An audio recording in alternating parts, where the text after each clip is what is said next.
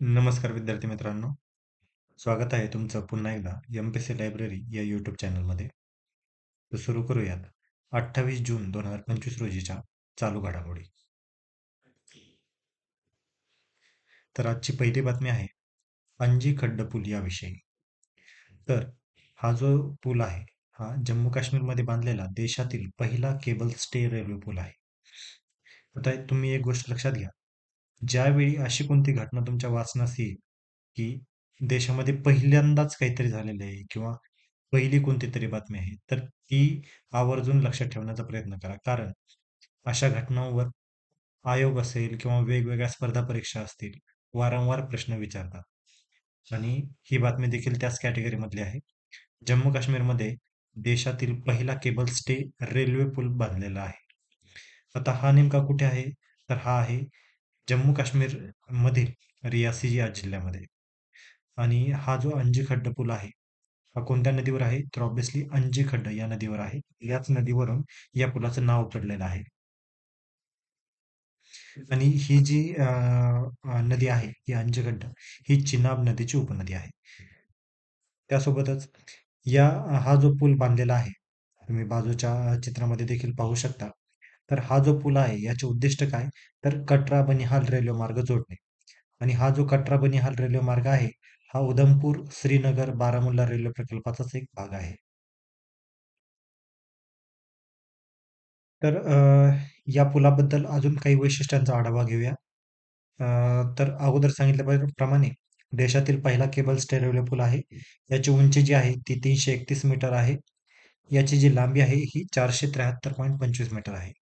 याची जी मूलभूत रचना आहे ही एका बाजूला केबल्सनी पूल लटकवलेला आहे. म्हणजेच असिमेट्रिकल केबल स्टेड डिझाइन आहे.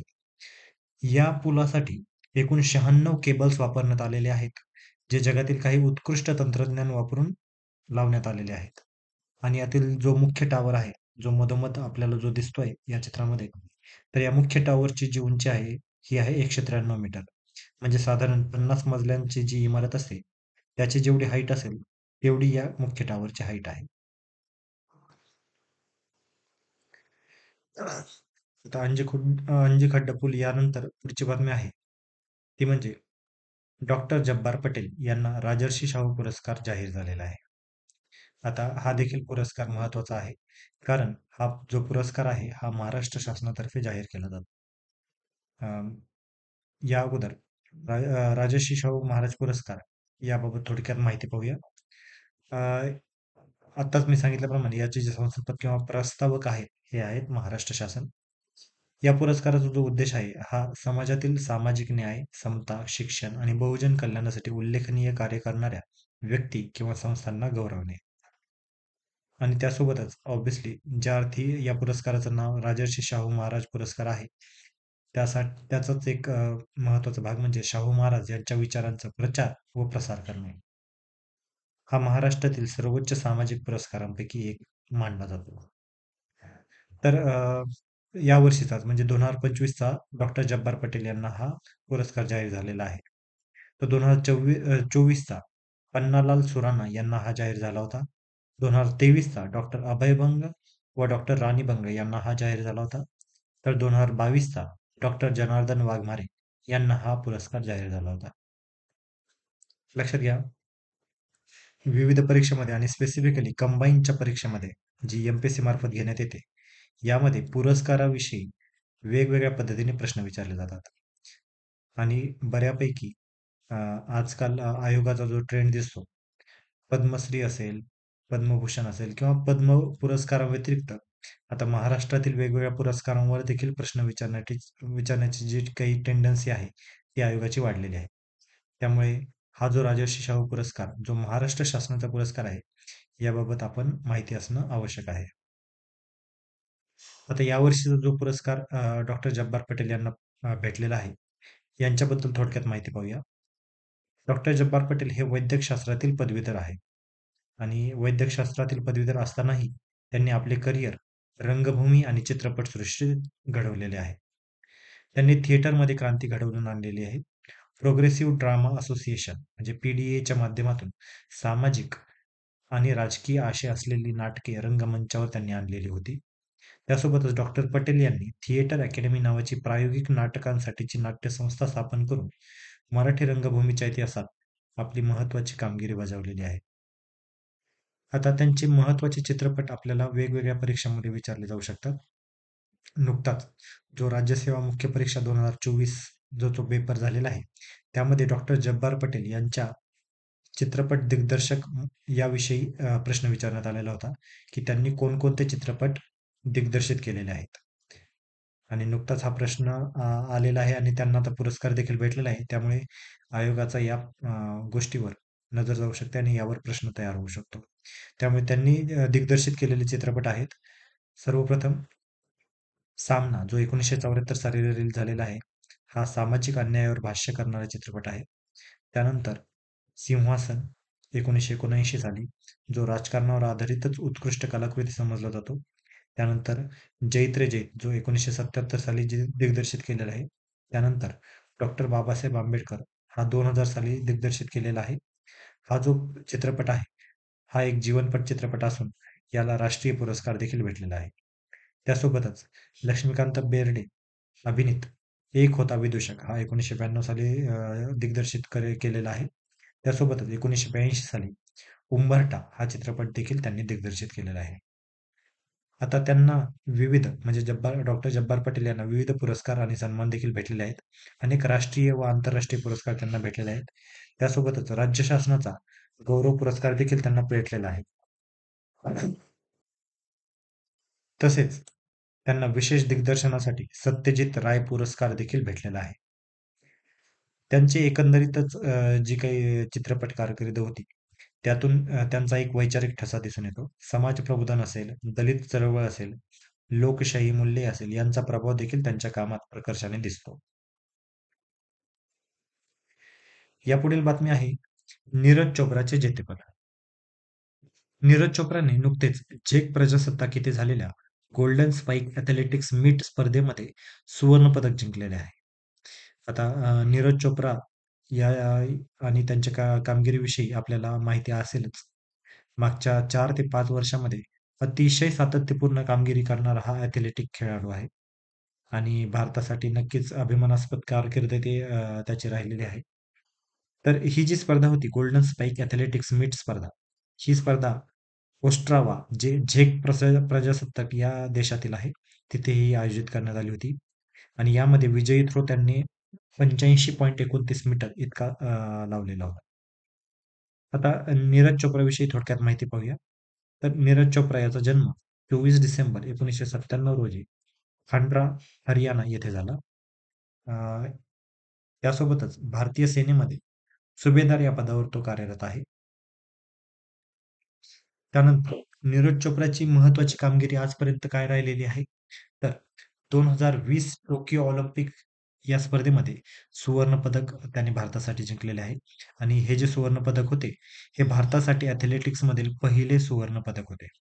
त्यानंतर 2024 मध्ये पॅरिस ऑलिम्पिकमध्ये रौप्य पदक, 2022 मध्ये जागतिक ॲथलेटिक्स स्पर्धेमध्ये रौप्य पदक, 2023 मध्ये जागतिक ॲथलेटिक्स स्पर्धा जी बुडापेस्ट येथे झाली होती, तिथे सुवर्ण पदक. त्यानंतर 2025 मध्ये गोल्डन स्पाइक ॲथलेटिक्स या स्पर्धेमध्ये सुवर्ण पदक. नीरज चोप्राचे राष्ट्रीय विक्रम हा जो आहे, हा 90.23 मीटर इतका आहे, जो दोहा डायमंड लीग 2025 म्हणजे नुकताच झालेला आहे. तिथे त्याने हा राष्ट्रीय विक्रम केला होता. आणि हे जे होते नीरजचे व्यक्तिमत्व सर्वोत्कृष्ट ठरले होते.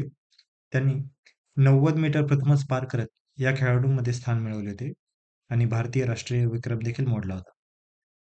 नीरज चोप्राचा यापूर्वीचा राष्ट्रीय विक्रम होता 89.94 मीटर, जो स्टॉकहोम डायमंड लीग 30 जून 2022 रोजी झाला होता. त्यासोबतच नीरज चोप्राला विविध पुरस्काराने देखील सन्मानित करण्यात आलेले आहे. त्यातील महत्त्वाचे म्हणजे पद्मश्री 2022 मध्ये, अर्जुन पुरस्कार 2018 मध्ये, त्यासोबतच खेलरत्न पुरस्कार 2021 मध्ये. त्यानंतर त्यापुढील बातमी आहे पी-एल-आय योजना.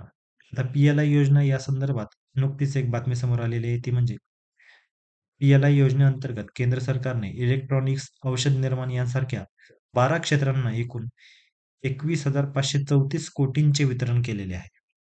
आता PLI योजना नेमकी आहे कशाशी निगडीत? तर उत्पादनाशी निगडीत प्रोत्साहन म्हणजेच प्रोडक्शन लिंक इन्सेंटिव्ह हे या योजनेचं नाव आहे. या योजनेत प्रामुख्याने 14 क्षेत्र समाविष्ट आहेत. ती 14 क्षेत्र खालीलप्रमाणे: इलेक्ट्रॉनिक उत्पादन, ऑटोमोबाईल्स, ऑटो घटक, IT हार्डवेअर, औषध निर्माण आणि बल्क ड्रग्स, वैद्यकीय उपकरणे, दूरसंचार, अन्न प्रक्रिया, पोलाद टेक्सटाईल, ड्रोन आणि त्यांचे घटक. तर ही साधारणपणे जी काही क्षेत्रे आता मी सांगितली ती या योजनेमध्ये समाविष्ट आहेत. आता PLIचा लॉंग फॉर्म मी आता सांगितल्याप्रमाणे प्रोडक्शन लिंक इन्सेंटिव्ह म्हणजेच उत्पादनाच्या प्रमाणावर आधारित प्रोत्साहन देणारी ही योजना आहे. याची सुरुवात 2021 मध्ये झालेली आहे. देशांतर्गत उत्पादन वाढविण्यासाठी व जागतिक कंपन्यांना भारतात गुंतवणुकीस प्रवृत्त करण्यासाठी हे इन्सेंटिव्ह दिले जाते. याचे प्रमुख प्रमुख जे उद्दिष्ट आहे हे उत्पादन वाढविणे, रोजगार निर्मिती करणे, देशांतर्गत उद्योगांना जागतिक स्पर्धेत उतरवणे आणि आयात कमी करून निर्यात वाढवणे हे आहे. यापुढील प्रमुख बातमी आहे ती म्हणजे ECI नेट प्रणाली. तर ECI नेट प्रणाली काय आहे? तर इलेक्शन कमिशन इंटरनेट. या ECI नेटचे प्रणालीचे प्रमुख वैशिष्ट्य आहेत: सुरक्षित कम्युनिकेशन नेटवर्क स्थापन करणे, राज्य व जिल्हा निवडणूक अधिकाऱ्यांमध्ये जलद व सुरक्षित संवादासाठी ही प्रणाली उपयोगात येणार आहे. त्यासोबतच एंड टू एंड इन्क्रिप्शन म्हणजेच गोपनीय माहितीची सुरक्षित देवाणघेवाण सुनिश्चित होणार आहे. त्यासोबतच डिजिटल फाईल शेअरिंग आणि निर्णय प्रक्रिया म्हणजेच बैठकीचे जे काही अपडेट्स आहेत, अहवाल असेल, निर्देश असतील यांचे त्वरित आदान-प्रदान होणार आहे. त्यासोबतच केंद्रीकृत डेटा व्यवस्थापन म्हणजेच निवडणुकी संदर्भातील सर्व माहिती आता एकाच ठिकाणी साठवली जाणार आहे. आणि ऑब्व्हियसली ECI नेट प्रणाली याचं उद्दिष्ट आहे निवडणूक यंत्रणेमध्ये कार्यक्षमता, पारदर्शकता आणि वेळेची बचत साध्य करणे. त्यासोबतच डिजिटल इंडिया संकल्पनेला पूरक असा उपक्रम हा असणार आहे.